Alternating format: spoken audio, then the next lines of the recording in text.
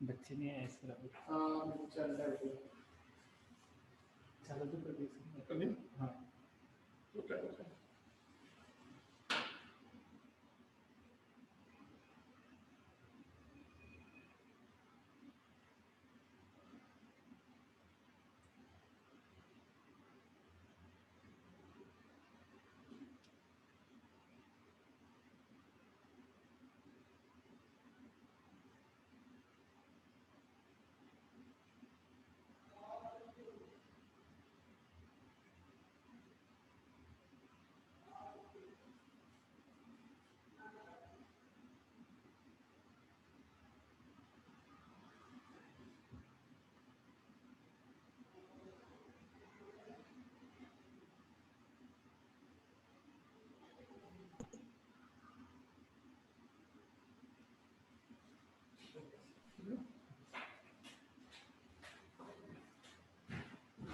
हाँ जी good morning. कैसे हैं सज्जने? गुड इवनिंग सर, एकदम मस्त सर। आप कैसे हो सर? ऐसा पहुंचे कि नहीं पहुंचे? अभी आ रहे दीदी आ रहे हैं। चलो जी चेक कर लो एक बार बेटा, जो अपन ने पहले किया उसमें से क्या सर होमवर्क दिए थे आप। Sir homework. अच्छा वो एक्शन रिएक्शन सब देखिए, तो एक बार अपने होमवर्क को चेक कर लीजिए। मैं स्टार्ट करता हूँ। ये लीजिए, ये तो हल्का सा मैं हिंट देता हूँ ताकि आपको जिसने होमवर्क नहीं किया वो होमवर्क अभी चेक कर पाए। मैंने आपको रिएक्शन कराई थी एसएन, और मैंने कहा था एसएन रिएक्शन में क्या होता है खासियत कि यदि आप सबस्ट्रेट के रूप में आर और तो इसमें जो ये एक्स है वो ये एनजी है। आने वाले टाइम में एक्स की जगह तो ब्रोमो आयन की जगह कोई और ग्रुप भी आ सकता है, तो ये हमेशा रिएक्शन एसएन ही कहलाएगी।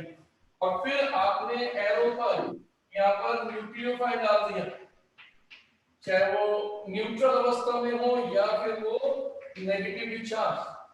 हम ये नहीं कह रहे SN1 हो रही है कि SN2, क्योंकि वो उसका मतलब 5% से केवल, वो आप टेक्निकली सीख चुके हो, कल मैंने सारा बता दिया आपको। अब हम सिर्फ SN बोल रहे हैं। SN का मतलब है ये वाला ग्रुप यहां से जाने वाला है, और न्यूक्लियोफाइल अपने प्रोडक्ट का C² चेक करना है कि R वैल्यू और इस Lg की जगह पर आ गया न्यूक्लियोफाइल।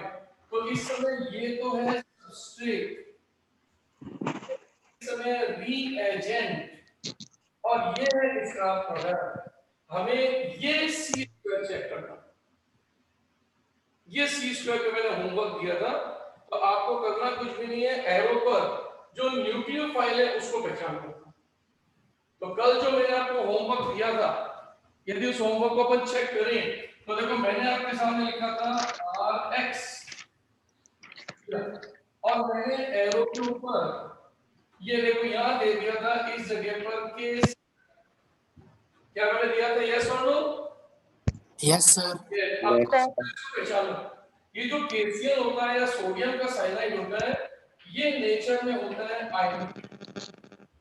अब अगर आयनिक में से साइनाइड आयन ग्रुप क्या अलग होंगे, और जो साइनाइड आयन है वो एम्फीडेंट है।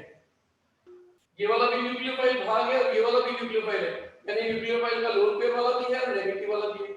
और आपको याद होगा मैंने आपको यहाँ पर हिंट दिया था कि नेगेटिव और लोन पेयर में से किसकी मोबिलिटी, किसकी न्यूक्लियोफिलिसिटी, किसके अटैक करने की रेट ज्यादा है? Negative electron negative charge. ये नेगेटिव जाएगा और सीधा इस एक्स को हटाएगा, तो ये आपका यहाँ पर आर, और आप चेक करो आपका सी अगर अटैक करता है तो ये बनेगा साइनाइड, और इसे कहते हैं मेजर यानी मुख्य उत्पाद। और अगर एन ने अटैक किया तो सोचिए इसका मतलब इस आर से ये एन बॉन्डिंग करेगा, और अगर एन बॉन्डिंग करेगा तो ये बनेगा आइसोसाइनाइड दैट इज माइनर। तो सोचो मेजर और माइनर दो तरह के प्रोडक्ट आपको बनाना। पेपर में एग्जामिनर मेजर माइनर भी पूछ सकता है, और अगर मेजर माइनर नहीं पूछे तो सिर्फ ये वाला। अब जैसे कल को पेपर में क्वेश्चन कैसे पूछेगा, एग्जामिनर कहेगा CH3CH2Br, एरो के ऊपर के Cn कहता है A, अब इसका C² बनाओ।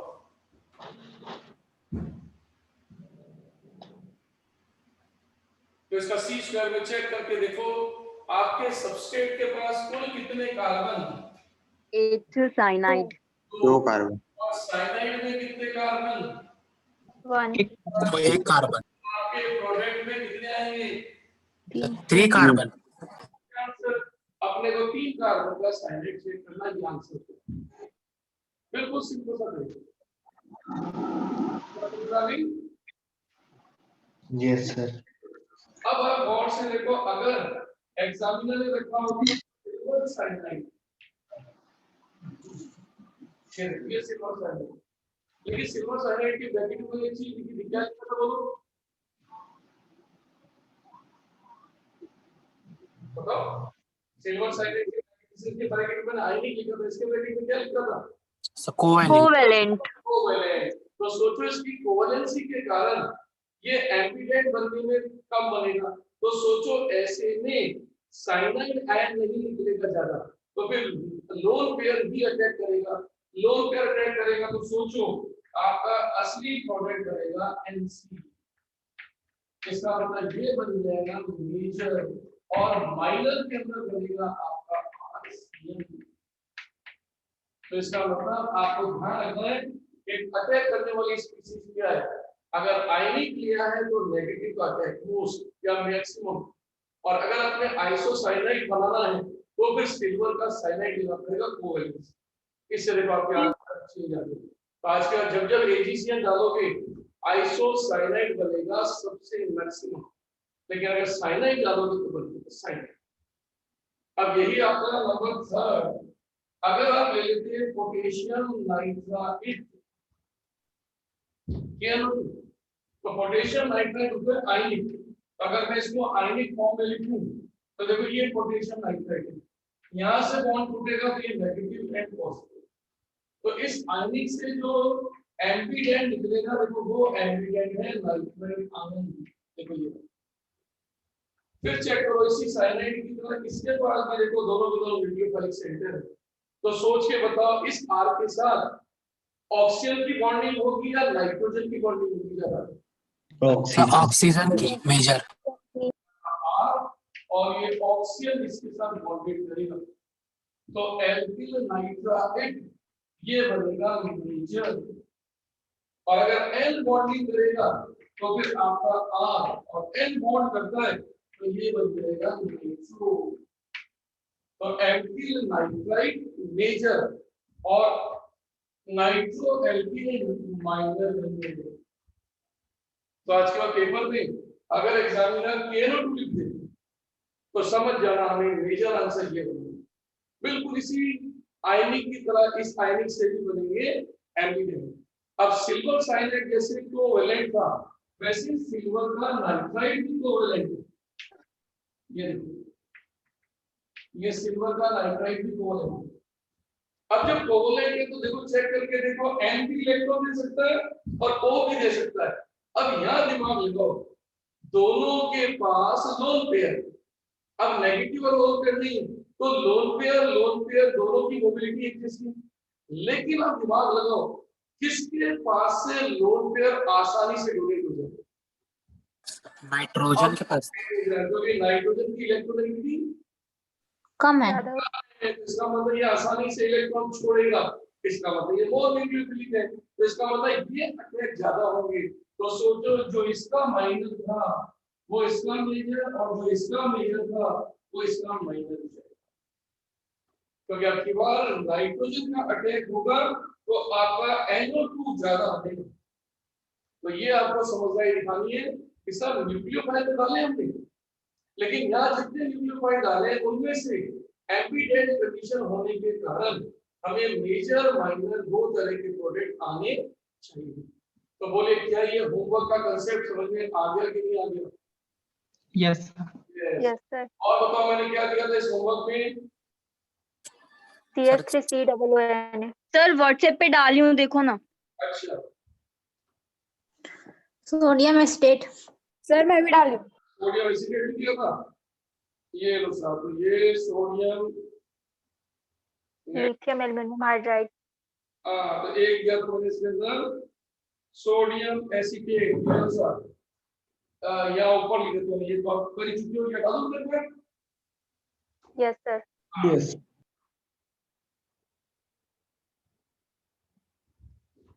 ये देखो, अब अगर आपने ले लिया सोडियम एसिटेट, तो आप देखो आपका एम फिक्स है।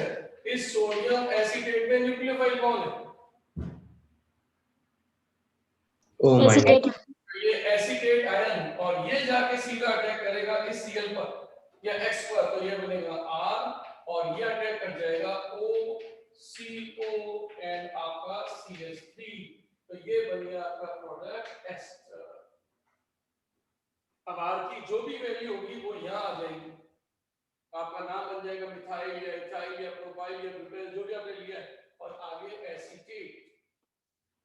इसी की जगह अगर एग्जामिनर ले लेता लिथियम एल्यूमिनियम। सर आपकी वॉइस कहाँ गई? हाँ सर, आपकी वॉइस कम आ रही है। आ जाएगा, रुक जाओ। आ गई, आ गई। Sir Yes. कम आ रही है। सर दम लगा के बोलो 2 मिनट, फिर आ जाएगा सही। चलो और जोर से बोलता हूँ, आप समझ में आ रहा है? Yes Yes. Sir sir. अभी भी कम आ रहा है। अभी भी कम है सर। अभी तो कम आ रहा है। अब आप देखो लिथियम एल्यूमिनियम हाइड्राइड, सोचो इसमें न्यूक्लियोफाइल कौन है? हाइड्रोजन। हाइड्रोजन नहीं बेटा, हाइड्राइड। हाँ सर, मतलब ये वही मतलब है, H ही ले लो ना। ये मतलब ये सही बोलो पूरा पूरा, H नेगेटिव हाइड्राइड, क्योंकि हाइड्रोजन के ऊपर तो हाइड्रो तो गैस होगी, और हाइड्रोजन पे प्लस लगाए तो प्रोटॉन, और H पे नेगेटिव लगाए तो हाइड्राइड, और वो न्यूक्लियोफाइल है। अब ये न्यूक्लियोफाइल सीधा जाके अटैक करता है, तो सोचो R और X की जगह पर आ गया H। अब आप सोचो इसकी जगह पर आप ले लेते R-NGX, ग्रिग्नार्ड्स। तो आपको पता है ग्रिग्नार्ड से कौन निकलता? R। और ये अटैक करके X को हटाता, तो ये R और ये हो जाता R डैश। तो आप सोच के देखो, आपको पेपर में 95% ये पैटर्न मिलेगा, केवल 5% में SN1 SN2 से रिलेटेड क्वेश्चन आएंगे। अब देखो आपको बस पे C² पकड़ में आना चाहिए। अब कल को अगर एग्जामिनर आपसे कहेगा कि साहब मेरे पास मेथिल मैग्नीशियम क्लोराइड है और मैंने इसमें CH3 CH2 Br डाल दिया, तो बताओ मेरा A कौन है? प्रोपेन। तो प्रोपेन। इसका मतलब आपको ध्यान है इससे एक कार्बन, इसके अंदर 2 कार्बन, और यहां से जो नेगेटिव निकलेगा वो इस Br को चलता पूजा कर देगा। तो आप सोचो आपके पास जो प्रोडक्ट बनेगा उसमें कार्बन के नंबर 3 होते हैं। आगे अब सोचो कैमरा एंगल बेटा, स्क्रीन से बाहर। इसकी से बाहर हो गया, ये स्क्रीन के अंदर आ गया, देखो ये सर इसका नाम बताओ ना एक बार, ये जो मेजर माइनर लिखे हो ना, AgCN वाला। ये साइनाइड या आइसोसाइनाइड। सर वो नाइट्रो वाला बोले, नाइट्रो एल्किन बोले क्या? इसका नाम है एल्किल नाइट्राइट। इसका नाम है एल्किल, द लास्ट में बराबर बेटा, एल्किल नाइट्राइट, और इसको बोलेंगे नाइट्रो एल्कीन। सर मेजर और माइनर बताइए ना एक बार। बेटा मेजर माइनर देखो सीधी सी बात है, अगर नेगेटिव और लोन पेयर के बीच में अगर दौड़ हो रही है तो नेगेटिव वाला मेजर, जैसे देखो यहाँ साफ लिखा हुआ है, देखो ये अगर मैंने मेजर लिखा क्यों लिखा है? नेगेटिव पार्ट है, ये बात मैंने न्यूक्लियोफिलिसिटी बताई गई थी। तो नेगेटिव और लोन पेयर में नेगेटिव तेज भागता है, और उसकी न्यूक्लियोफिलिसिटी ज्यादा होती है, तो वो तेजी से अटैक करेगा, तो प्रोडक्ट उसका बनेगा। लेकिन अगर आपका कोवलेंसी है तो फिर नेगेटिव तो बन ही नहीं पा रहा, लोन पेयर बन रहा, तो लोन पेयर का मेजर प्रोडक्ट बन गया। और सेम यही चीज यहां पर भी देख रही है। अब पेपर पे अगर मान लो लिखा हुआ आ जाता है इस तरीके से, देखो इधर, अब देखो पेपर में यूं लिखा हुआ आ जाता है, कैसे? एग्जामिनर आपसे कहता कि साहब मान लो मैंने यहाँ पर लिया इथीन, मैंने डाल दिया इसके अंदर HCl, कहता है ए कंपाउंड बन गया, कहता है इस ए कंपाउंड में लिथियम एल्युमिनियम हाइड्राइड डाल दिया, कहता है बी बन गया, तो कहता है बताओ ए और बी क्या है? तो ऐसे क्वेश्चन खूब आएंगे।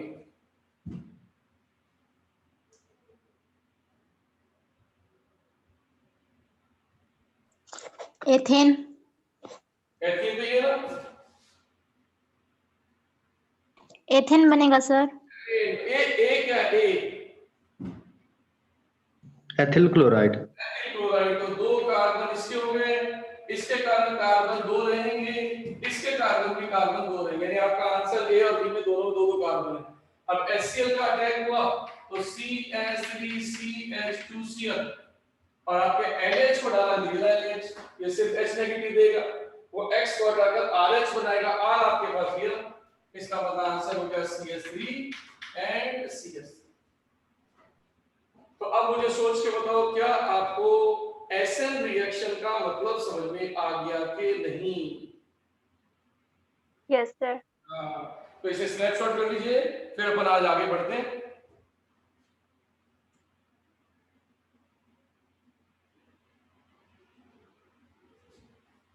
Yes sir. आगे सर।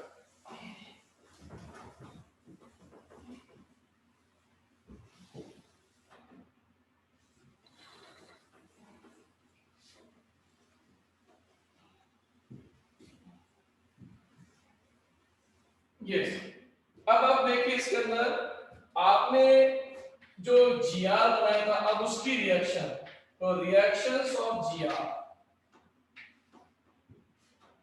जीआर का मतलब सब जानते हो बेटा, ग्रीगनार्ड्स रिएजेंट। तो ये ग्रीगनार्ड्स रिएजेंट है, यानी ग्रीगनार्ड रिएजेंट होता है आपका R, ये Mg और ये आपका X, और ये जो X होता है ये सबसे बेस्ट है I, then Br and then Cl, और सबसे बेकार है F।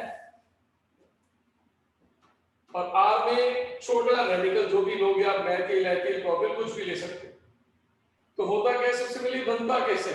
अगर उसके बनने की बात करें तो ये लेते हैं अपन RX, एल्किल हैलाइड, और उसमें डाला जाता है मैग्नीशियम, लेकिन किसके साथ लिया जाता है? ड्राई ईथर, ये ड्राई ईथर।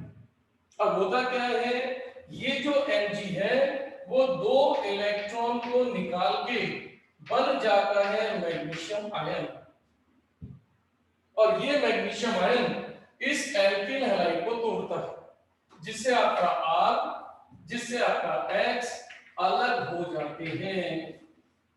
अब आप सोचो, इस समय आपका यहाँ पर जो Mg है वो क्या कर रहा है, ध्यान को दो इलेक्ट्रॉन फ्री करता है। अब ये जो दो इलेक्ट्रॉन है वो सीधे जाते हैं इस R के पास, जिससे आप चेक करके देखो R भी नेगेटिव हो गया। तो इसका मतलब इस समय ये मैग्नीशियम इन दोनों के बीच में बॉन्डिंग करता है, ये बन गया पूरा का पूरा RMgX। तो एल्किल मैग्नीशियम हैलाइड इस मैकेनिज्म के थ्रू बनता है, जिसमें आपका मैग्नीशियम से निकले दोनों इलेक्ट्रॉन सीधा अटैक करके X को अलग करते हैं नेगेटिव फॉर्म में, और जो कार्बोकैटायन बनता है उसको वो दो इलेक्ट्रॉन मिलते हैं वो बन जाता है एनायन, और मैग्नीशियम उनसे बॉन्डिंग करके आपको देता है RMgX।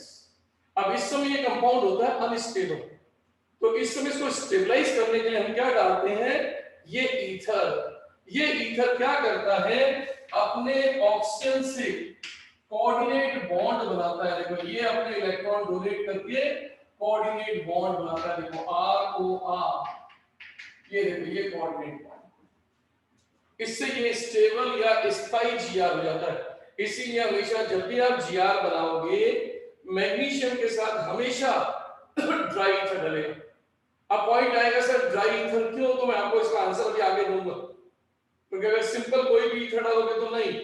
ड्राई का मतलब होता है जिसमें ना तो अल्कोहल हो और ना जिसके अंदर पानी हो, ना मॉइस्चर हो ना अल्कोहल हो। अगर वो दोनों ही नहीं है तो उसको ड्राई ईथर कहते हैं। क्यों कहते हैं इसका रीजन अभी थोड़ी देर में आने वाला। तो ये आप पहले नोट कर लीजिए, ये बन गया ग्रिग्नार्ड्स रिएजेंट। अब ग्रिग्नार्ड रिएजेंट में जो सबसे बड़ी खासियत है वो आप गौर से देखो कि जब भी आप RMgX लोगे तो हमेशा ग्रिग्नार्ड क्या करेगा, ये बॉन्ड यहां से तोड़ेगा और तोड़ के आपको देगा R नेगेटिव। अब आप सोचो अगर कार्बन पे नेगेटिव आ रहा है, R पे नेगेटिव आ रहा है, तो वो बनता है बेस और वो बन सकता है न्यूक्लियोफाइल। अब आप सोचो कि आपका हर नेगेटिवली चार्ज स्पीशीज बेस भी हो सकती है, न्यूक्लियोफाइल भी होती है, लेकिन आपको अंतर पता होना चाहिए कि हम बेस कब कहते हैं। मैं लिखवा कर आया था आपको कि बेस वो इलेक्ट्रॉन रिच होते हैं जो अपना इलेक्ट्रॉन का पेयर केवल और केवल और केवल किसको देते हैं, प्रोटॉन को। H प्रोटॉन के अलावा किसी को दें तो वो क्या कहलाते हैं, न्यूक्लियोफाइल। तो ध्यान रखना, जब भी Gr लोगे तो वो बेस की तरह भी बिहेव कर सकता है और न्यूक्लियोफाइल, लेकिन ध्यान रखना इसका बेस नेचर न्यूक्लियोफिलिक नेचर से ज्यादा तेज होता है। तो सोचो अगर इसको कहीं प्रोटॉन दिख जाए तो फट से क्या बन जाएगा, ये बेस। इसीलिए देखो इसको ड्राई रखा है क्योंकि पानी के पास भी प्रोटॉन है और अल्कोहल के पास भी प्रोटॉन है। अगर उसने उनके पास प्रोटॉन देख लिया तो बनते ही तुरंत भाग के ऊपर पहुंच जाएगा और उसका प्रोटॉन लेकर अपने को बना देगा RH एल्केन। तो Gr बन नहीं सकेगा, इसलिए Gr जब जब बनाते हैं तब तब ड्राई ईथर लेते हैं। ईथर आ गया। तो इसको स्नैपशॉट कर लीजिए, फिर मैं इसकी रिएक्शंस कराता हूं कौन कौन सी रिएक्शन ये देखा है। Done sir. अभी करता हूं।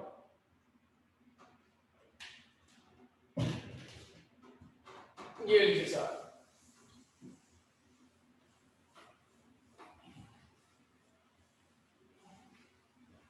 चलिए अब देखो फिर शुरू करते हैं। Number A, acid base reaction. अब acid base reaction, acid base reaction में क्या होता है कि आपका RMgX अपने साथ कोई भी HZ, अब आपको Z क्या है, Z कुछ भी, हमें उससे मतलब नहीं, हमारे काम की चीज तो ये, तो हमें पता है ये जो H है वो अपने को प्रोटॉन की फॉर्म में ले रहा है। अब सोचो रिएक्शन क्या होने वाली है। तो इस समय ये तो है एसिड और RMgX से जो R नेगेटिव निकल रहा है वो किसकी तरह है, बेस। तो सोचो सीधा R दौड़ के इसके पास जाएगा और इस R के साथ ये H के जुड़ते ही एसिड बेस रिएक्शन कंप्लीट और प्रोडक्ट बनेगा एल्कीन। ये कहता है आपका एल्कीन। और इस रिएक्शन को जिस साइंटिस्ट ने दिया था उनका नाम था जेरी विटिनॉफ्स।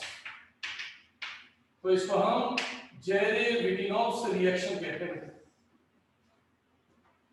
सक्रिय हाइड्रोजन या एक्टिव हाइड्रोजन की संख्या ले सकते हैं इससे। मान लो यहाँ पर 10 एल्कीन बने तो निश्चित हमने यहाँ से 10 प्रोटॉन लिए होंगे। तो एक तरीके से ये जेरी विटिनॉफ रिएक्शन या जेरी विटिनॉफ मेथड है। अब आप आज के बाद आपके कोर्स में जितने भी एसिडिक कंपाउंड दिख जाए उनकी लिस्ट यहाँ नीचे लगा सकते।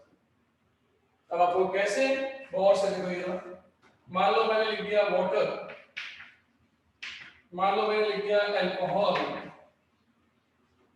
मान लो मैंने लिख दिया एसिटिलीन या एल्काइन, मान लो मैंने लिख दिया इसके अंदर कोई भी कार्बोक्सिलिक एसिड,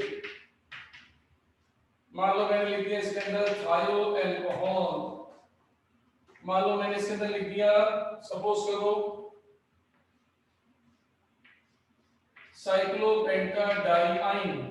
अब आप चेक करके देखो मैंने जितने एग्जांपल लिखे उन सब के पास एसिडिक हाइड्रोजन प्रेजेंट। ये देखो ये सब के सब एसिडिक हाइड्रोजन। अब आप सोचो आपका आंसर क्या बनने वाला है। सबका आंसर एक ही है। यहाँ एल्केन। R, ये रहा R। और बोलिए सीधा क्या कैच करेगा इनमें से? एच। और ये क्वेश्चन आप उठा के देखना पेपर्स के अंदर, लगभग हर दूसरे तीसरे साल ये क्वेश्चन आता है। क्योंकि आप अगर सी स्क्वायर को समझो तो क्या सी स्क्वायर में जीआर के कार्बन दिख रहे हैं या आपने जो रिएजेंट डाला उसके कार्बन दिख रहे हैं? जीआर में है कार्बन। जीआर के। तो सोचो बच्चा गड़बड़ क्या करता है, वो इनके आर भी गिन लेता और गड़बड़ होती है। अब पेपर में क्वेश्चन यूं आएगा कि CH3CH2NgCl और एरो के ऊपर लिख दिया CH3CH2OH। कहता है बताओ आपका ए कौन है, या सपोज करो लिख दे फिनॉल। कहता है बताओ आपका बी कौन है। तो अब आप देखो आपका आंसर 1 सेकंड में दिया हो गया। अब आपको मैकेनिज्म भी आनी चाहिए और सी स्क्वायर भी आना चाहिए। तो क्या इसके नंबर ऑफ कार्बन कितने गिने जाएंगे? 2। तो C2H6 हो जाएगा। इसके कार्बन भी 2 गिनोगे क्या? No sir. कौन सर? बच्चे को पता होना चाहिए काम ही यार, ये तो एसिड बेस रिएक्शन है, यहाँ पे सिर्फ H काम आ रहा है। और इसी तरह से क्या इसके कार्बन 6 गिने जाएंगे क्या? No sir. No sir. गिने जाएंगे H। तो आपके A और B दोनों का आंसर सेम है ये। यस एथेन बनेगा। अब यही क्या होगी, अब होता क्या है कुछ छोटा चेंज, कल को यही कंपाउंड ऐसे लिखते हैं फेनिल मैग्नीशियम क्लोराइड, जिसको पेपर में ऐसे लिखा हुआ आता है C6H5MgCl और एरो के ऊपर एग्जामिनर लिख देता है। नहीं दे रहा। हाँ सर आपका आवाज बहुत कम आ रहा है। नेटवर्क इशू है। आपको आवाज ही नहीं आ रही? वो सब बहुत कम आ रहा है। नहीं पहुंच रहा सर आवाज। सर सुनाई नहीं दे रहा है।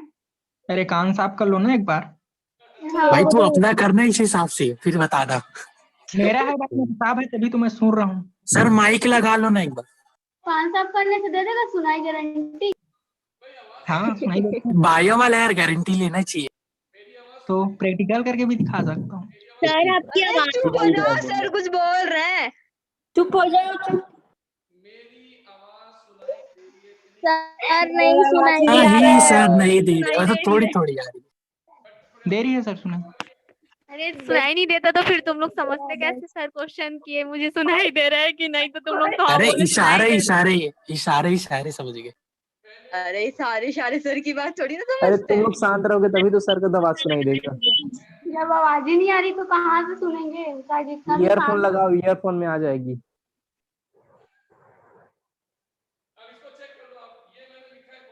सर कुछ सुनाई नहीं दे रहा है।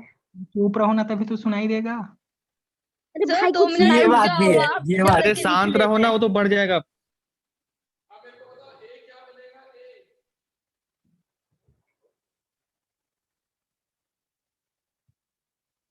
ए बेंजीन। बेंजीन बनेगा। बेंजीन बनेगा। बेंजीन। तो यहाँ से निकलेंगे 6 कार्बन की वाले रिंग और यहाँ से निकलेगा केवल ये H। तो इस H से रिएक्शन होगी और आपकी इस बेंजीन रिंग में केवल ये आपका H जुड़ जाएगा, तो ये बनेगा बेंजीन। ये तो बोलिए बेटा क्या आपको ये एसिड बेस रिएक्शन जीआर की समझ में आ गई क्या? Yes sir. स्नैपशॉट कर लीजिए।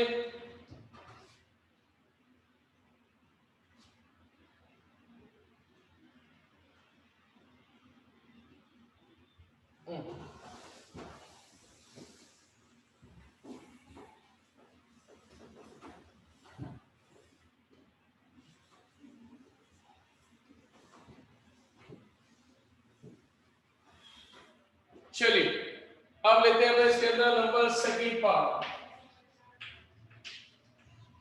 Addition reaction.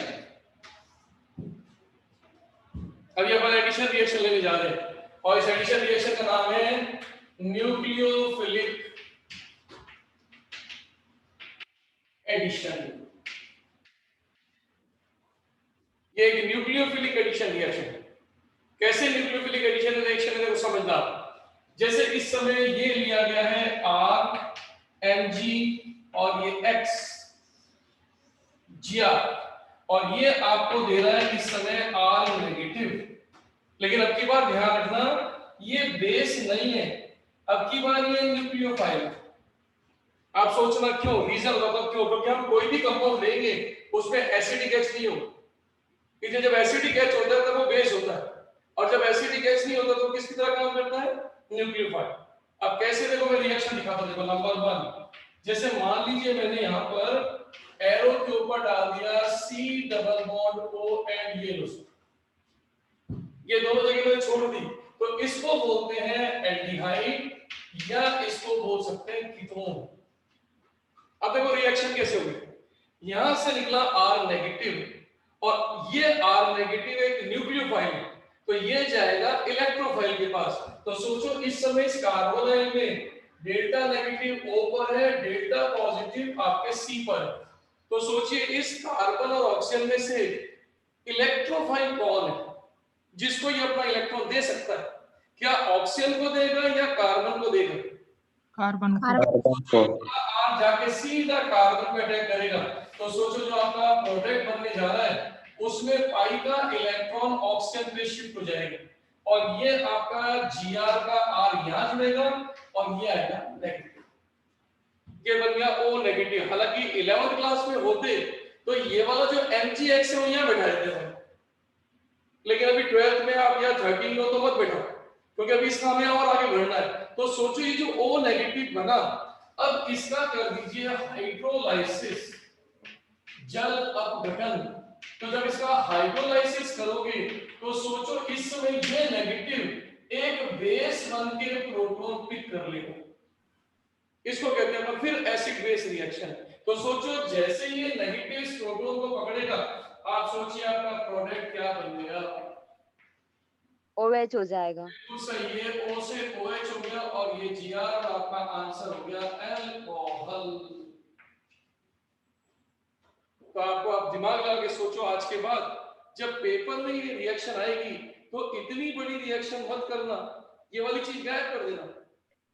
आपको कैसे कैसे, तो देखो इसकी जगह पर मैं आपको डायरेक्ट कहता हूं कि अगर आज के बाद पेपर में एग्जामिनर यूं लिख के देगा,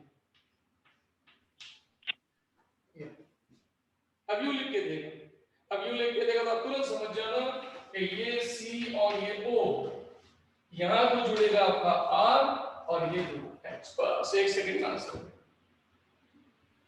अब इसके क्वेश्चन कैसे होंगे गौर से देखो, जैसे for example methyl magnesium chloride,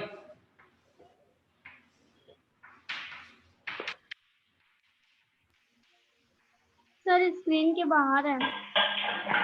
अगर लिखने दो फिर कर देंगे फिर। ये लो और इसको बताया हमको बिल्कुल, ये लो सर एसिडल्डिहाइड, ये लो सर एसीटोन।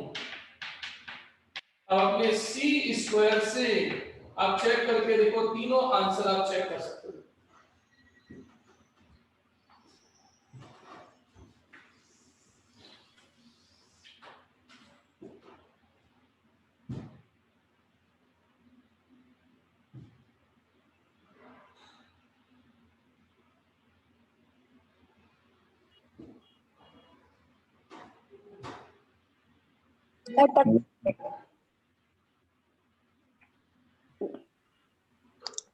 सर पहले में प्राइमरी अल्कोहल बनेगा, सेकंड में सेकेंडरी अल्कोहल और लास्ट में टर्सरी। बिल्कुल सही, परफेक्ट आंसर। पहले वाले में प्राइमरी अल्कोहल, सेकंड वाले में सेकेंडरी अल्कोहल, तीसरे वाले में टर्सरी अल्कोहल। और अब C² से चेक करो, सारे आंसर आ जाएंगे कि इसमें कार्बन एक है तो आपके अल्कोहलों में कितने कितने कार्बन को दिखाई देंगे आप। तो आज के बाद आप अपनी स्पीड को फास्ट कर सकते हो।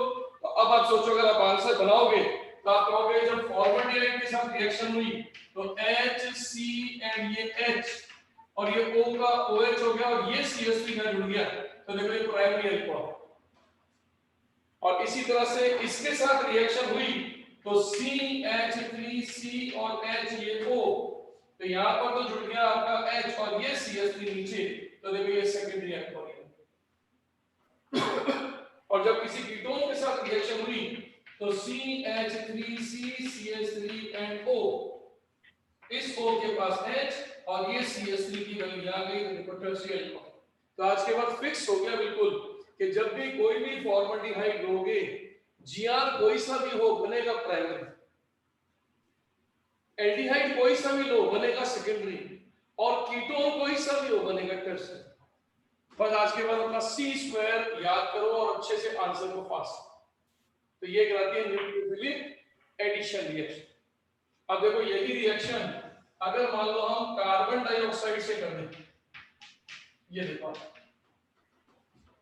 ये कार्बन डाइऑक्साइड है, तो सोचो सेम केस ये रहा न्यूक्लियोफाइल, ये आपका पाई इलेक्ट्रॉन शिफ्ट हुआ ऑक्सीजन पर नेगेटिव एंड पॉजिटिव डेल्टा, ये रहा। अब सोचो आपका न्यूक्लियोफाइल जाके सीधा कार्बन पे अटैक करेगा, कार्बन पे अटैक करेगा तो ये आपका Gr का R, ये कार्बन डाइऑक्साइड आपकी जो थी ये OH O and O negative इसकी तरह बन गई। अब इसको कर दीजिए हाइड्रोलाइज, हाइड्रोलाइज करोगे तो इसकी तरह ये भी प्रोटॉन एक्सेप्ट करेगी, तो देखो क्या बन जाएगा आपका R और ये आपका COO और इससे प्रोटॉन लेके देखो ये S। और ये जो कार्बन डाइऑक्साइड आपको दिखाई दे रही है वो ये कार्बन डाइऑक्साइड और ये Gr की वैल्यू है। अब आप सोच लो Gr का जो भी मान लोगे वो यहाँ वैल्यू बनती चली जाएगी। आप कहोगे कैसे? जैसे एग्जामिनर ने कहा सपोज करो CH3CH, जैसे एग्जामिनर ने कहा सपोज करो CH2 double bond CH2 arrow के ऊपर HBr A, इसके अंदर डाल दिया Mg ड्राई ईथर, ये बन गया B, और इसमें डाल दी कार्बन डाइऑक्साइड विद वाटर और ये बन गया C। तो आप चेक करके देखो क्या आप A B C तीनों को पहचान पाओगे।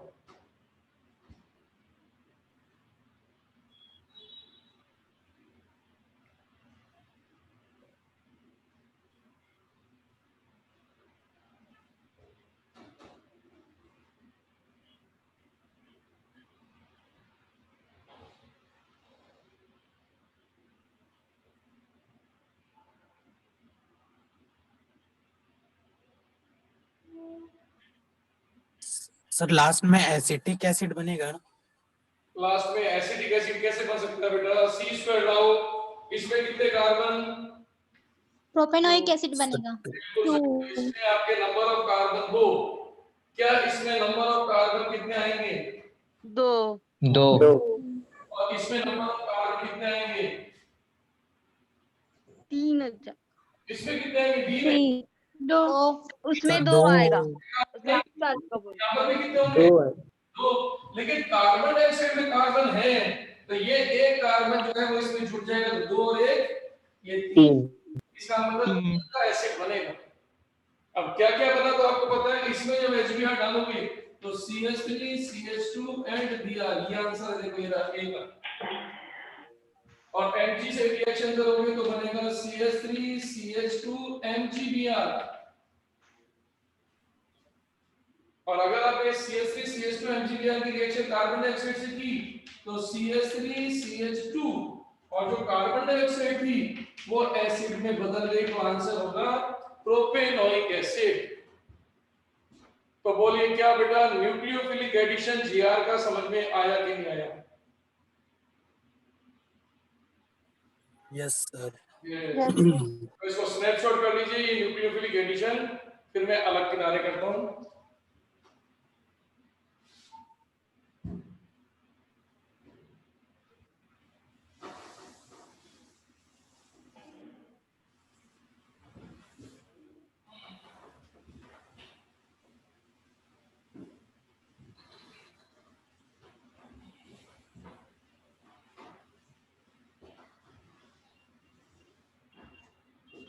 यस, अब देखो number C, SN reaction, nucleophilic substitution reaction. कैसे? ये लिया आपने RMgX यहां से आपका जब भी ये टूटेगा तो बनेगा R नेगेटिव और इसको अपन बनाने जा रहे हैं न्यूक्लियोफाइल। अब देखो रिएक्शन कैसे होने जा रही है, देखो यहाँ पर नंबर 1 मान लो आपने लिख दिया R-COCl, नाम है एसिड क्लोराइड, ये है एसिड क्लोराइड। अब आप गौर से देखो क्या रिएक्शन होने जा रही है। इस एसिड क्लोराइड के कार्बन के साथ जो Cl लगा होता है ये होता है Hg। तो सोचो क्या होने जा रहा है, आपका ये जो कार्बन इलेक्ट्रॉन डेफिशिएंट या इलेक्ट्रोफाइल बन रहा है ये सीधा R नेगेटिव को बुलाकर Cl को बाहर कर देता है। तो इसको कहते हैं न्यूक्लियोफिलिक सब्स्टिट्यूशन रिएक्शन, जिसमें इनकमिंग भी न्यूक्लियोफाइल है और आउटगोइंग भी न्यूक्लियोफाइल है। तो सोचो आपका प्रोडक्ट क्या बना, R डैश, ये आपका C डबल बॉन्ड O और ये Gr की वैल्यू आप चेक कीजिए यहां पर, ये Gr की वैल्यू। तो इस समय ये कंपाउंड एल्डिहाइड या कीटोन बन गया, ये कंपाउंड एल्डिहाइड या कीटोन। हालांकि इससे एल्डिहाइड नहीं बन सकता, रीजन क्योंकि Cl के साथ यहाँ H कभी आ नहीं सकता, इसलिए यहाँ केवल और केवल कीटोन बनता है, क्योंकि HCOCl एक अस्थायी अनस्टेबल कंपाउंड, तो यहाँ कभी एल्डिहाइड नहीं बनेगा। अब आप कहोगे कैसे, जैसे फॉर एग्जांपल CH3CH2MgCl और यहाँ लिख दिया आपने CH3COCl, तो सोचो आपको अपना एक कंपाउंड दिखा। तो C स्क्वायर से आप अपना कंपाउंड बता सकते हो। CH3 C double bond 2 C2H5। अब देखो आपको रिएक्शन भी आती है, C स्क्वायर भी आता है, दोनों को जोड़ दो स्पीड बढ़ जाएगी। अब जैसे यहाँ कितने कार्बन, 2 कितने जाएंगे, एक मतलब 3 आ जाएगी। वहाँ भी दो सर 2 होगा वहां पर, 2 कार्बन होंगे, तो इसका मतलब कार्बन है। 4 न्यूक्लियोफाइल सीधा जाके इसके Cl पर रहेगा, तो 2 और 2 कितने का बन गया, 4 का बनेगा। देखो CH3CO और इस Cl की जगह ये न्यूक्लियोफाइल आ गया C2H5। तो ये न्यूक्लियोफिलिक सब्स्टिट्यूशन रिएक्शन हो गई। अब आप सोचो इसकी जगह पर अगर हम लिख देते एस्टर R-COOR डबल डैश, ये होता एस्टर, तो एस्टर में ये Lg, सेम रिएक्शन ये वाला R नेगेटिव सीधा अटैक करेगा इस कार्बन पर, जिससे ये Lg जैसे Cl निकला वैसे ये भी निकल गया। अब आप देखो आपका आंसर क्या बन गया, ये रहा R डैश, ये आपका CO और ये वैल्यू R की जुड़ गई, तो देखो ये। अब यहाँ अपन कह सकते हैं एल्डिहाइड हो सकता है और कीटोन भी, क्यों, क्योंकि इसकी वैल्यू H हो सकती है। अब आप कहोगे कैसे, जैसे सोचो आपने लिखा CH3MgBr,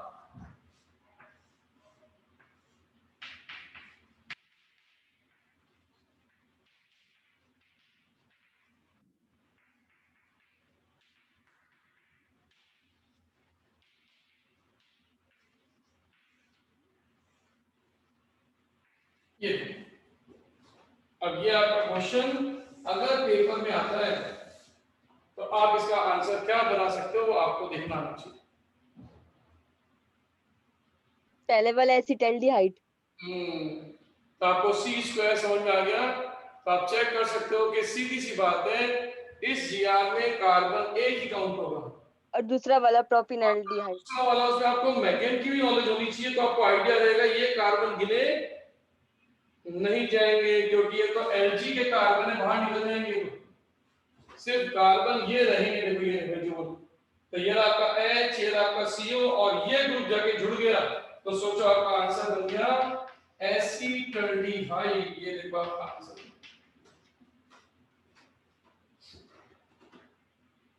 और यही चीज यहाँ पर ये Lg बाहर, तो देखो ये आपका बन गया CH3CO और ये वाला CH3 यहाँ जुड़ जाएगा तो ये बन गया देखो एसीटोन। तो अब बोलिए क्या आपको न्यूक्लियोफिलिक सब्स्टिट्यूशन जीआर का समझ में आ गया कि नहीं? Yes sir. हाँ, तो ये होता है बेसिक्स। इसके बाद क्वेश्चन तो बहुत तरह के बन जाएंगे, 50 बनेंगे। अब जैसे आईआईटी में यही क्वेश्चन, अगर आईआईटी अच्छे क्वेश्चन आ जाए तो कोई नई चीज नहीं आएगी, सिर्फ आपका प्रेजेंस ऑफ माइंड को जोड़ने के लिए 2-3 कंसेप्ट जुड़ेंगे। जैसे कल को पेपर में क्या हुआ, कल को पेपर में ऐसा क्वेश्चन आ गया,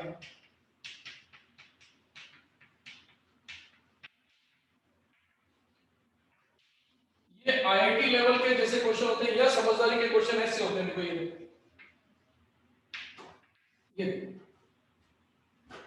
अब एग्जामिनर कहेगा बताओ क्या बनेगा। तो अब यहाँ पर बच्चे को दिमाग कैसे लगाना है, चीजें वही जो आप पढ़कर आए, नया कुछ नहीं है।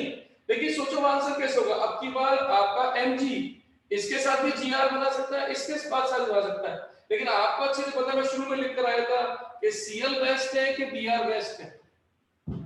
सब BR बेस्ट। br इसका मतलब ये gr मेरे यहाँ जाएगा। तो सोचो आंसर क्या बनेगा। आंसर में देखो ये रहा br, ये रहा आपका mg और ये आपका CH2CH2CH2CH2Cl। लेकिन ये आंसर थोड़ी बना। अब आप गौर से देखो, Gr जब बनता है तो आपका पॉजिटिव एंड नेगेटिव ये बन गया न्यूक्लियोफाइल। अब आप सोचो जो न्यूक्लियोफाइल बना है वो इस Lg को धक्का मार देगा, ये लो सर, ये देखो इसको बाहर निकाल दिया। अब सोचो असली आंसर ये रहा। तो सोचो आपका कंपाउंड साइक्लिक बनेगा कि नॉन साइक्लिक बनेगा? तो साइक्लिक फॉर्म में आ जाएगा। ये नेगेटिव इससे बॉन्डिंग कर लेगा, तो ये जब इससे बॉन्डिंग कर लेगा तो आंसर होगा देखो CH2, ये नंबर आया तो 1 2 3 और 4, तो ये 1 CH2, ये 1 ये 2, ये आपका 3 और ये आपका 4, ये देखो बॉन्डिंग हो गई, साइक्लोब्यूटेन आंसर आ गया। तो रिएक्शन वही सिंपल है, रिएक्शन वही सिंपल है, लेकिन इस रिएक्शन में आप चेक करके देखो, आपको वही बेसिक चीजें यूज करनी जो आप पढ़कर आए। चीज वही की वही थी, सिर्फ नॉलेज एक्स्ट्रा बढ़ गई। जैसा अब की बार Gr 2 बन सकते हैं, लेकिन हमें पता है Gr Cl का बढ़िया बनेगा कि Br का ज्यादा, तो हमें पता है Br का बनेगा तो उससे नेगेटिव उसके पास आ जाएगा, और नेगेटिव होता है न्यूक्लियोफाइल, और न्यूक्लियोफाइल इस इलेक्ट्रोफाइल पर अटैक करके Cl को निकालेगा, तो मानी बात है साइक्लोब्यूटेन बनेगा।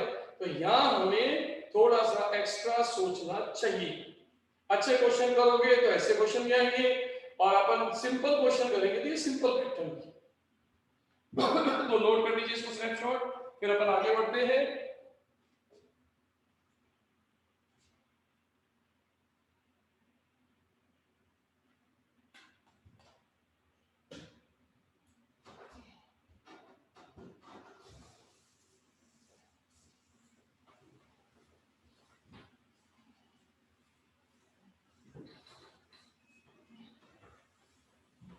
ये लो सर, ये आपका Gr का पार्ट अपना सिंपल सा कंप्लीट हो गया। आप लेके जा रहे हैं बहुत इंपॉर्टेंट पार्ट और वो है आपका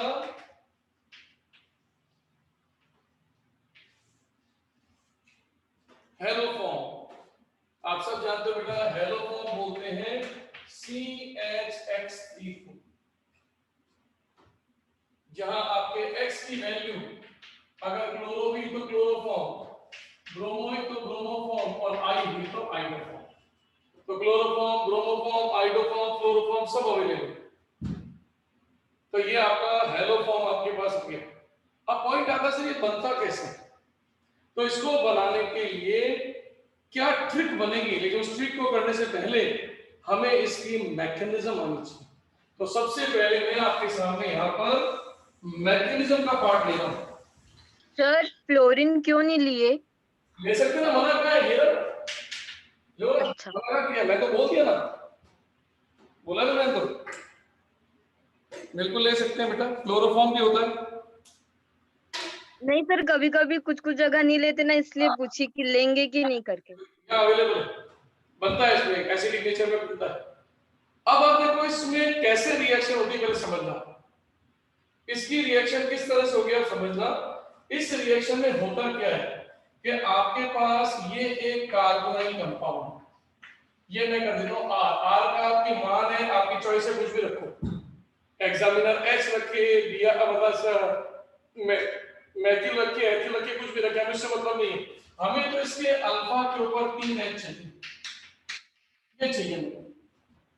ये अल्फा कार्बन पे 3 अल्फा एच है। और आप अच्छे जानते हैं ये जो एच में ले रहा हूं ये हाइपर कॉन्जुगेशन के कारण नेचर में कैसे हो गए एसिडिक। एसिडिक क्यों लिए, इसका रीजन मैं आपको बताऊंगा। क्योंकि ये रिएक्शन बेसिक मीडियम में होती है।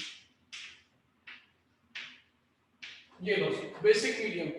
अब आप सोचो इस बेसिक मीडियम में होने वाला क्या है। जैसे ही आप इसमें बेस डालोगे, बेस को देखते ही आपका प्रोटॉन अपनी जगह छोड़ के चला जाएगा।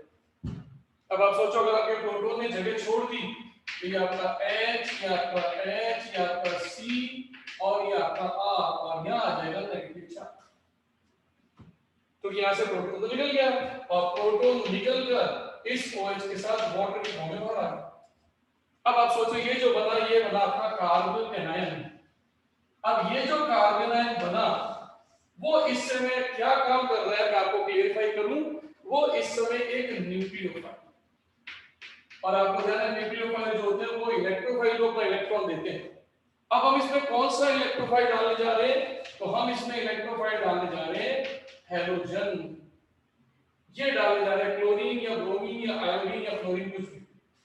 तो क्या होगा कि आपका न्यूक्लियोफाइल इसको अपना इलेक्ट्रॉन देगा, तो सोचो ये X बाहर।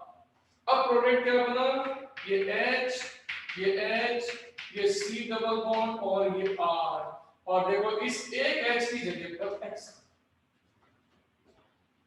यानी जहां पहले एक H था वहां पर एक X ने जगह बना ली। अब आप सोचो इस X के आने से अब इस सेकंड H की एसिडिक नेचर और बढ़ गई। आपको वैसे क्यों, तो सोचो इस पर जब नेगेटिव आएगा तो ये रेजोनेंस कर रहा था, दिख रहा है आपको रेजोनेंस कर रहा है। तो रेजोनेंस करने से इसकी स्टेबिलिटी क्या होगी, बढ़ जाएगी। तो सोचो एनाइन की स्टेबिलिटी जितनी ज्यादा होती है वो उतना ही अच्छा एसिडिक होता है। लेकिन सोचो इस X के लगने से अगले H की एसिडिक नेचर को सोचो। अब आप सोचो अगर मैं इसमें से फिर बेस डाल दूं, फिर इस H को बाहर निकाल दूं, तो सोचो अब की बार इस कार्बन पर फिर नेगेटिव आ ये देखो। और सोच के बताओ कि ये वाला जो कंपाउंड आपने बनाया है ना, ये पहले के मुकाबले ज्यादा स्टेबल है या कम स्टेबल है। सर कम स्टेबल है। ज्यादा। आप सोचने का तरीका गलत है बेटा। आप सोचो रेजोनेंस तो अभी भी ये दिख रही है, और सोचो आपका जो X है क्लोरो या ब्रोमो या आइडो, वो इसके साथ डी रेजोनेंस भी करेगा क्योंकि इस ऑर्बिटल खाली है। तो सोचो इस नेगेटिव के दो रेजोनेंस होंगे, इस ऑक्सीजन के साथ भी और इस हैलोजन के साथ भी, और एनायन ज्यादा स्टेबल होगा। और जितना कॉन्जुगेटेड बेस स्टेबल होता है उतनी एसिडिक नेचर। तो सोच के बताओ कि आपका ये जो K1 है जिसमें हमने पहला H निकाला, और ये आपका K2 है जिसमें हमने दूसरा H निकाला, तो मेरे को सोच के बताओ K1 की रेट ज्यादा है कि K2 की रेट ज्यादा है। K2 K2 से प्रोटॉन निकलने की रेट तेज होगी, तेज है क्योंकि उससे बनने वाला एनायन स्टेबल है। अब सोचो फिर इसके सामने X2 आ गया, अब ये फिर इसके X को पकड़ ले, तो अब की बार कार्बन के पास कितने X आ गए, ये देखो X आ जाएगा। कितने X आ गए, 2। तो पहले था मोनो हेलो, अब बन गया डाई हेलो। तो अब सोच के बताओ इस तीसरे H को निकालने के लिए K3 की वैल्यू ज्यादा होगी, मैक्सिमम होगी, सबसे कम होगी। ज्यादा होगी। ज्यादा होगी। इसके साथ भी डी रेजोनेंस, इसके साथ भी डी रेजोनेंस और इसके साथ आपका पाई रेजोनेंस। तो सोचो इस समय आपका बनने वाला कार्ब एनायन, ये देखो ये जो आपका कार्ब एनायन है कॉन्जुगेटेड बेस बन रहा है, वो सोचो इसके साथ तो रेजो कर ही रहा था इसकी तरह ये रहा, लेकिन अब की बार इसके साथ डी रेजोनेंस और इसके साथ डी रेजोनेंस, तो सोचो अब की बार इसके मुकाबले इसके अंदर रेजोनेंस ज्यादा है। तो जितना ज्यादा रेजोनेंस ज्यादा होगा उतना कॉन्जुगेट बेस स्टेबल होगा। और आप याद रखो कॉन्जुगेट बेस जितना स्टेबल होता है एसिडिक नेचर उतनी बढ़ती है। तो इसका मतलब ये जो K3 है इसकी रेट सबसे ज्यादा है। तो सोचो इसका मतलब हम कह सकते हैं कि K3 is greater than K2 and K1 is last। ये यानी आपके 2x लगने के बाद तीसरे h का निकलना सबसे तेज होता है। और अब इसके सामने रख दीजिए x2। अब x2 रखते ही इसके x को पकड़ के बाहर निकाल देगा। तो सोचो कार्बन पर कितने x आ गए। तो देखो तीनों h की जगह पर तीनों के तीनों क्या है, ये H। Hello sir. तो ये 3x क्यों है, इसका रीजन है इसके एसिडिक नेचर। पहले बताओ क्या आपको K1 K2 K3 तक का स्टेप समझ में आ गया कि नहीं आ गया? यस सर समझ में आ गया। तो अभी बस बॉक्स वाला काम थोड़ी देर के लिए फिर खत्म कर देंगे बस को। अब जैसे सारे H हट गए, अब अगला स्टेप क्या आ गया समझना। अब अगले स्टेप में जो ये तीनों के तीनों X हैं, ये देखो ये तीनों के तीनों X, अब जैसे इसके अंदर आप बेसिक मीडियम डालोगे, यहां तक तो वो बेस का काम कर रहे थे, ये बेस और ये वाला बेस, लेकिन जैसे अब की बार आप डालोगे ये बेस नहीं बनेगा, ये न्यूक्लियोफाइल बनेगा। क्यों? क्योंकि एसिडिक H कोई बचा क्या? No sir. कुछ नो नहीं। सर। और आपको ध्यान है बेस तभी तक कह सकते हैं जब H के साथ वो रिएक्शन होती है। तो अब की बार जो ये O है माइनस, ये सीधा कार्बन पर जाकर इस वाले ग्रुप को बाहर कर देगा, ये Lg बन गया। तो सोचो ये टुकड़ा टूट के अलग हो गया, देखो ये देखो ये बन गया Lg अलग हो गया, देखिए, और ये OH जाके इसमें जुड़ गया। तो सोचो अगर ये OH इसमें जाके जुड़ गया O, ये CO और ये R, तो सोचो ये दोनों के दोनों बन गए एसिड और एनायन। लेकिन ये वाला प्रोटॉन क्योंकि एसिडिक एसिड यहां से निकल कर आएगा और इसमें जाके जुड़ जाएगा। तो सोचो ये जो बना हेलोफॉर्म। तो आज के बाद जब आप तीनों H को हटा देते हो तो आपका OH अटैक करके इसको बना देता है हेलोफॉर्म और निकल जाता है सॉल्ट यानी कि लवण। तो यहां बन गया आपका RCOO नेगेटिव। अगर आप यहां पर NaOH लेते हो तो सोचो Na का जो प्लस है वो यहां आ जाए। अगर आप यहां लेते हो KOH तो KOH का K यहां पर आ जाएगा। तो अब आप देखो आपका हेलोफॉर्म बनाने का टेक्निकल तरीका तैयार हो गया। अब इस टेक्निकल तरीके को पहले अच्छी तरह समझो और जैसे आप इसको समझोगे मैं अब ट्रिक के थ्रू इसको सिंपल कर दूंगा एक लाइन। तो पहले इसको स्नैपशॉट करके अच्छी तरह समझ लो। यार HO को छोड़ के उसके पास क्यों चला गया? एसिड बेस रिएक्शन सिंपल सी बात है, इतना दिमाग तो लगाए। सर मेरे को भी यही समझ नहीं आया। OOH क्या है? एसिड है, H है एसिडिक, और नेगेटिव जो होता है वो बेस है। तो नेगेटिव इसके प्रोटॉन को खींच लेगा। एसिड बेस एक शादी तो करके आए था जीआर के अंदर। यस उसको सर। बुला लिया, आजा आजा ऐसा करके तो चलेगी आप। बात है, कह रहा आजा आजा आजा। हे भगवान। अरे सही बोल रही हूँ, गलत नहीं बोली मैं। एसिड बेस तो हम लोग कब बोले कि ठीक तू है। गलत बोली? हम लोग कब बोले गलत बोले? आजा आजा तू डांस कर ऐसे बोली। चल हो गया, आगे बढ़ाओ। चलो पहले इसको कॉपी करो फटाफट। हो अब गया। जब स्नैपशॉट हो जाए तो अब इस पूरे को उठा के अपन ऐसे कैच कर लेते हैं। देखो बिल्कुल छोटा कर देंगे इसको। अब ये जितना आपने पढ़ा ये तो टेक्निकल है। अब आज के बाद आप जो टेक्निकल आंसर दोगे वो ये दिमाग में रख के दो। अब देखो इसकी ट्रिक बनाता हूं मैं। क्या ट्रिक बनाता हूं समझ ना देखो। पढ़ा दो उसको। Yes sir.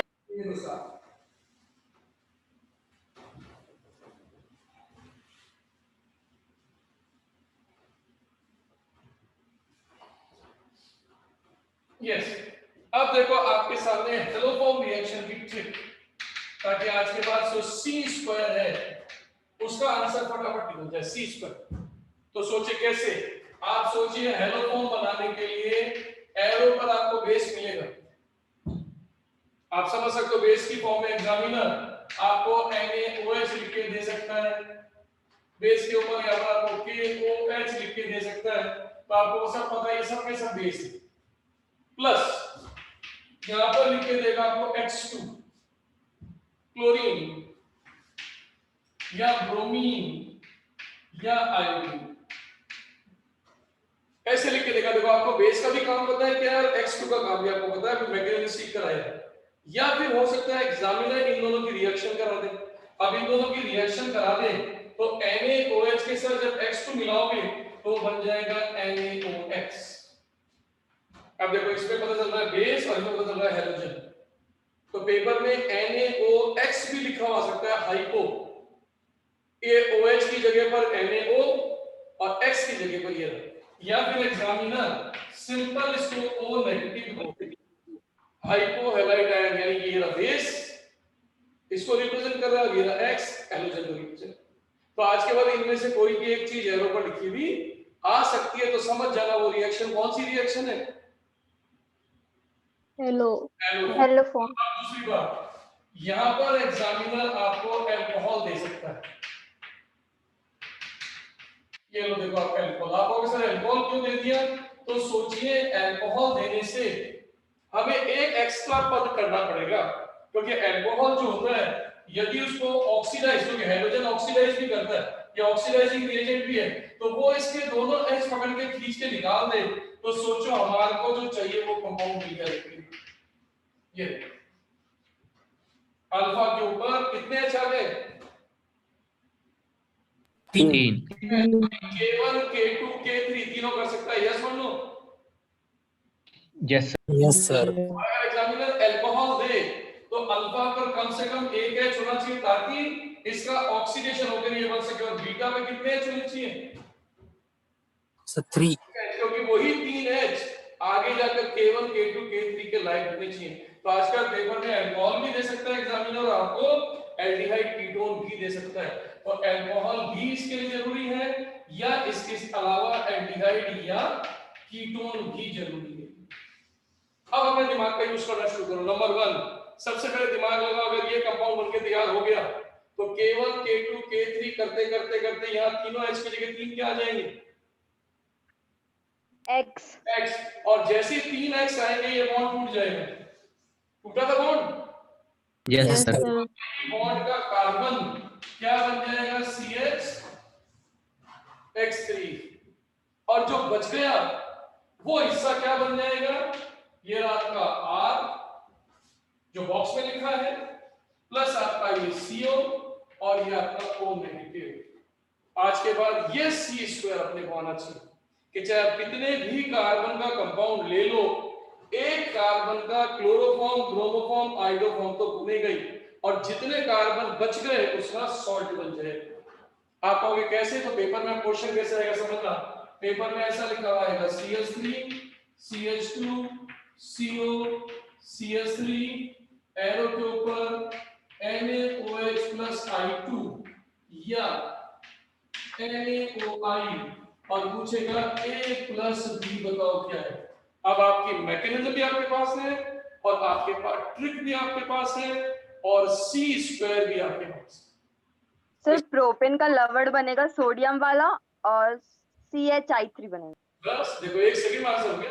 अब आपको सिर्फ इतना पहचानना है क्या ये कंपाउंड हेलोफॉर्म रिएक्शन के लिए एलिजिबल है या नहीं।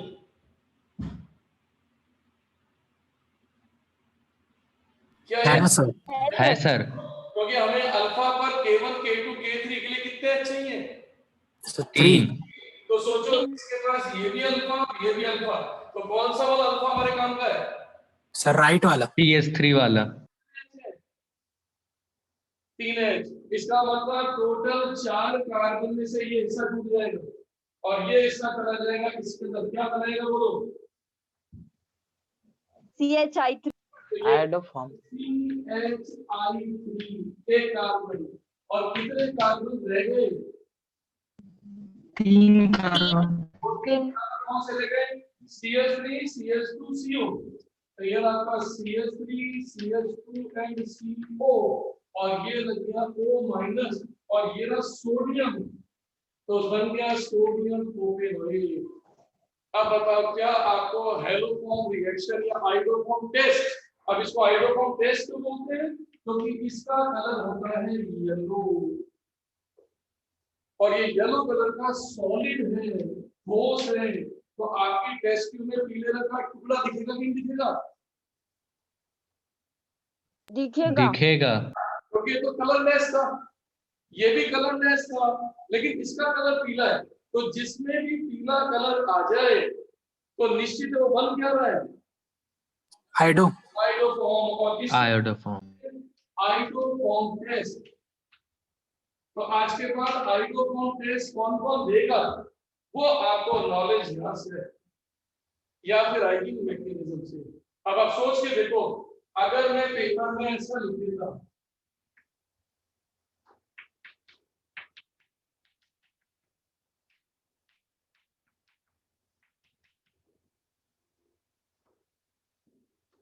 तो क्या ये आइडोफॉर्म टेस्ट देता या नहीं देता? No sir. नो नहीं सर। तो आपको समझ के लोगों को आपको टेक्निकल पता है, क्योंकि आपको पता है इसमें K1 K2 K3 होना संभव नहीं है। आपको ऐसा नहीं था।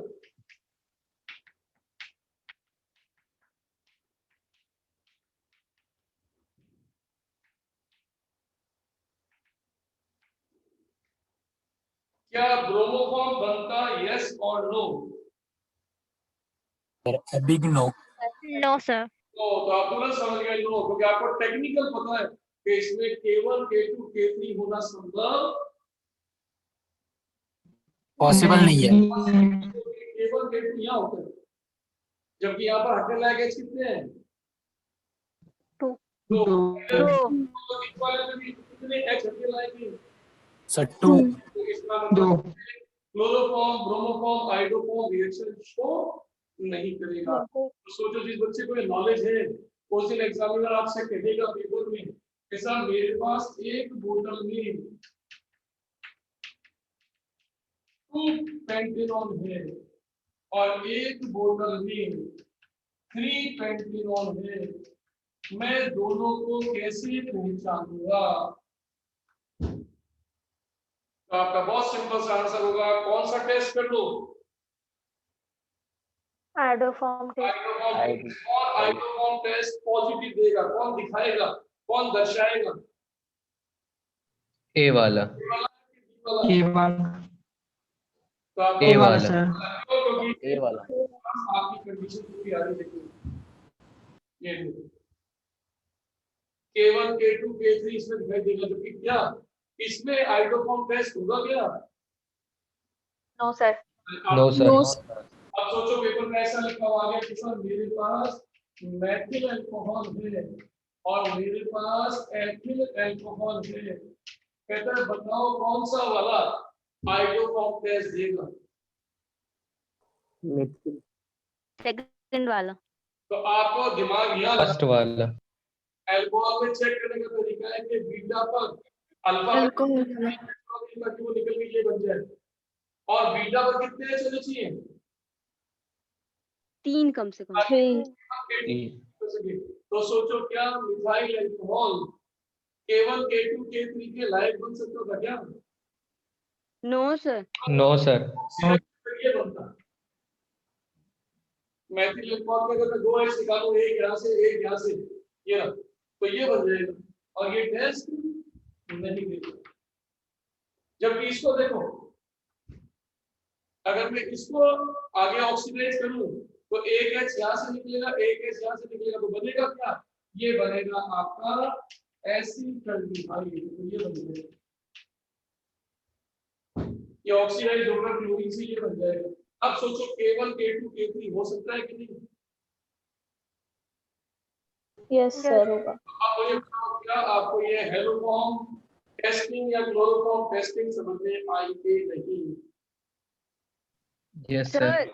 सर उसको दोबारा बताइए तो सर।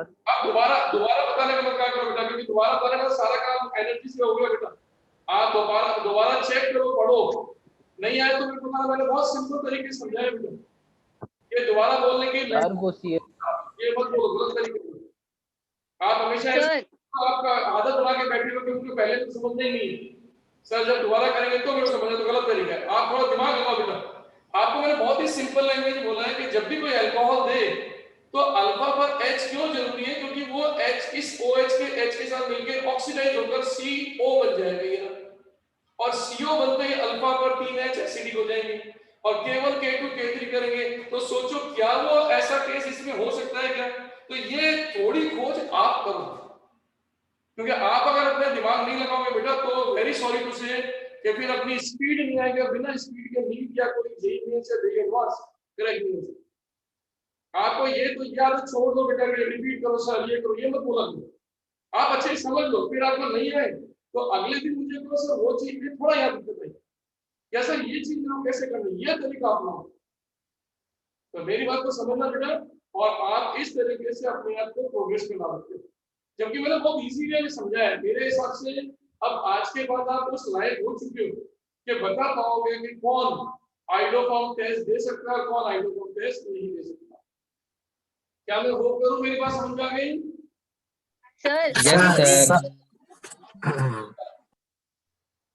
सर ये लास्ट वाला जो बताया इसका प्रोडक्ट भी बताइए ना एक बार, क्या बनेगा इसका?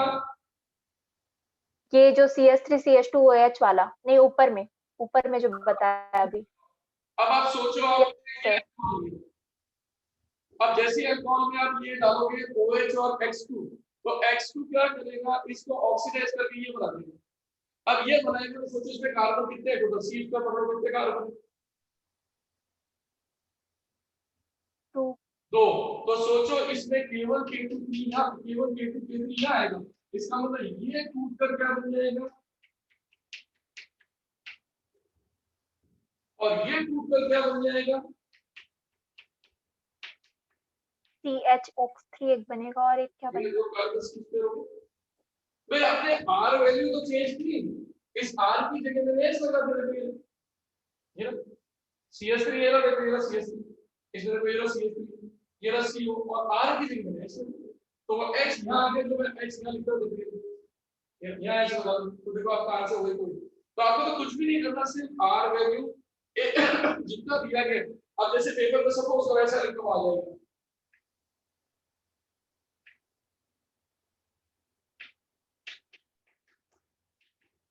अब पेपर में क्वेश्चन तो खूब आएंगे, आप पेपर में ऐसा लिखवा दीजिए।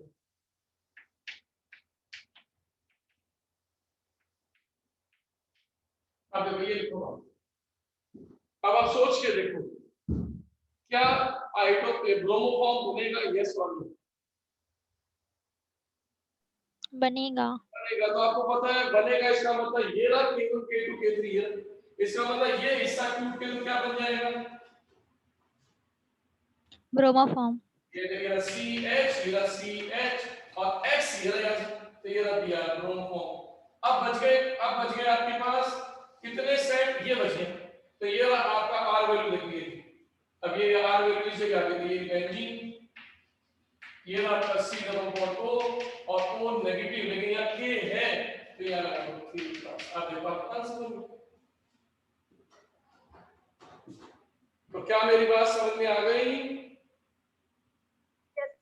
सर इसका सर ये जो ना मतलब Cl Br F और I में कौन सबसे जल्दी ये रिएक्शन देगा, उसका ऑर्डर बता दो ना, ऑर्डर भी है क्या इसमें? फिर Br फिर क्लोरो फिर F। सर लिख दो ना, सुनाई नहीं दे रहा बेटा। रिएक्टिविटी में I सबसे पहले भागी वाला सबसे पहले टूटेगा, तो हाइड्रोफॉर्म की रिएक्शन फिर ब्रोमोफॉर्म की रिएक्शन फिर क्लोरोफॉर्म और फिर क्लोरोफॉर्म आते ही आपके आते ही दो चीजें, एक ये चीज ज्यादा आती है और एक ये चीज आती है। क्या तो क्लोज नहीं दे रहा, लिख दीजिए ना ऑर्डर। रुकना बहन। हाँ सर बोलो आप। कर पाओगे ना? सर पहले आइडो बोले, फिर ब्रोमो, फिर क्लोरो और फिर फ्लोरीन ना। जरूरत ही नहीं है, मत लिखवा, टाइम वेस्ट करोगे, कोई मतलब नहीं, उसका कोई कुछ नहीं पूछता। हाँ ठीक है। रिएक्टिविटी का कोई ऐसा नहीं होता, कोई नहीं पूछता। सिर्फ आयोडीन होगा तो ही येलो कलर देगा कि बाकी हुआ तो भी? ओनली आयोडीन पीला कलर देता है, बाकी सब कलर लेस होते हैं। इसलिए इसके नाम के लिए मैंने क्या लिखा है? Iodoform test. जब भी टेस्ट आएगा आइडोफॉर्म टेस्ट ही होगा, और जब भी केवल हेलोफॉर्म रिएक्शन होगी तो फिर कुछ भी हो सकता है। Yes sir. अब मैं आपको होमवर्क दे रहा हूं, पहले इसको स्नैपशॉट कर लो, कल आते वो होमवर्क आपसे पूछूंगा, चेक कर लो पहले एक बार।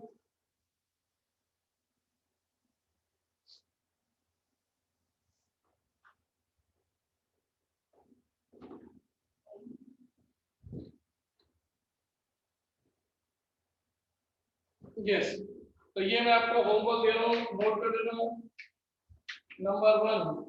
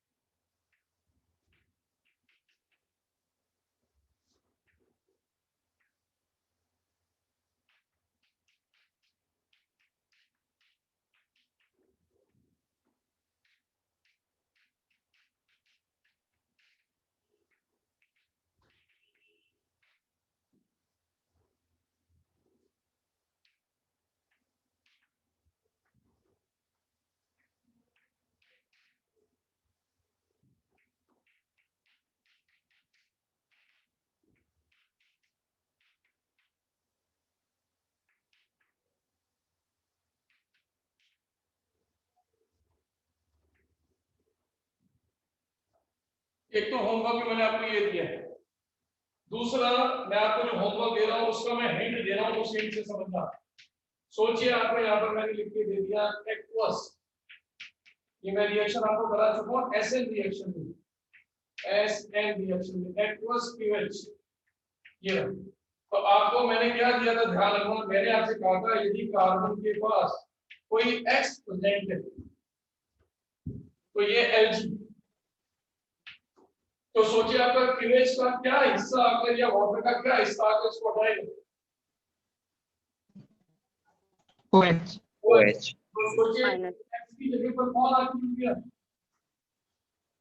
OH। तो ये एसएल रिएक्शन है, समझ आ गई मेरी बात?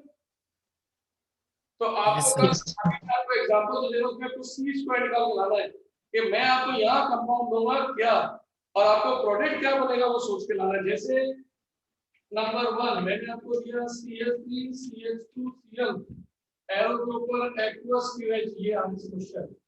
नंबर दूसरा CH3 CH2 CH, Cl and Cl, aqueous QH। फिर नंबर तीसरा CH3 CCl2 CH3, यही क्वेश्चन से question mark.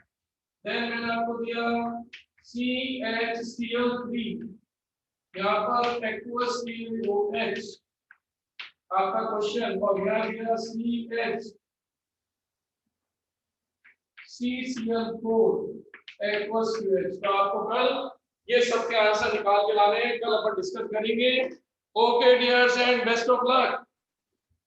Thank you sir, good night. Okay sir, thank you, bye bye sir.